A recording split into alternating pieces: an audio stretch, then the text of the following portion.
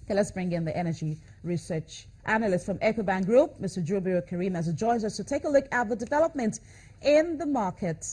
Good morning, Mr. Karim. Good morning. Thank you for having me.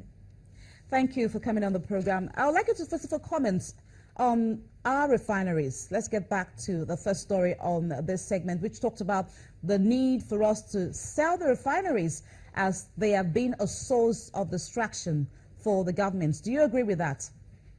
Well, I think the ideal thing would be to privatize the refineries. But at the current state, there are a lot of works that need to be done before we eventually arrive at that junction. Because if you look at it currently, it's about assessing the current state of the refinery, if it will even be attractive to any private investor to invest in. Until that kind of claim can be substantiated, I don't think even if the refineries are put up for sale, we will have any private investor looking into it, because all these refineries were constructed decades ago, and some of them are still carrying outdated technologies, which the refinery industry has upgraded on. So a lot of turnaround maintenance needs to be done, and will probably cost a lot of capital. And usually in investment cases like this, what the investors look at, sometimes they consider the cost of turning around the refinery too high, that eventually they think the ideal thing would be to shut it down entirely and build a new one.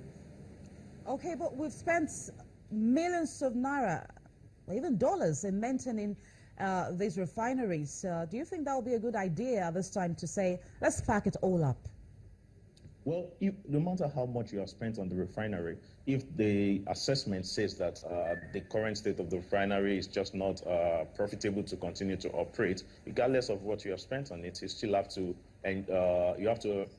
respect the economics of operation of the refinery, because refineries are low-margin business, which means they have to operate at optimal level for them to even be profitable at any level. And that, with what we have in Nigeria now, with production capacity utilization of less than 20% in any of the refinery, it is hard to see how any private investor will be looking at a refinery that cannot even meet up with 50% production. Let's talk about mining in a moment. Before I let you go, we've gotten stories from the ministry that it plans to revoke some licenses that have been dormant. What's your view about this? Well, my take is this. In the mining industry, the government hasn't put down all the infrastructure that is required for those who have acquired the licenses to effectively utilize their license. For instance, if you are going to be mining coal in Enugu, for instance, there is simply no available infrastructure of getting that to the port or delivery, or any power plant that is coal-fired power plant in Nigeria. And if export is the only option, there is no infrastructure, which in most cases is usually railway, of getting into the port. So there's no point in revoking a license. Well, if you reissue the license to another investor, they simply can't do anything with it, because one of the most important factors when considering capital projects like this is the offtake. If I can't sell what I'm mining, there's no point investing in mining it at all. But this is one sector that the government is trying to revive.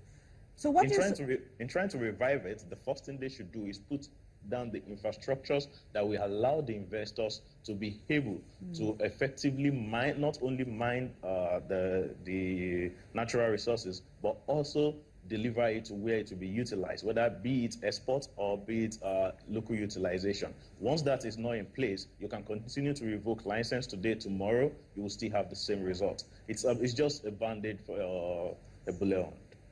All right, thank you so much, Mr. Jubril Karim, for your time. That'll be all we will take from you.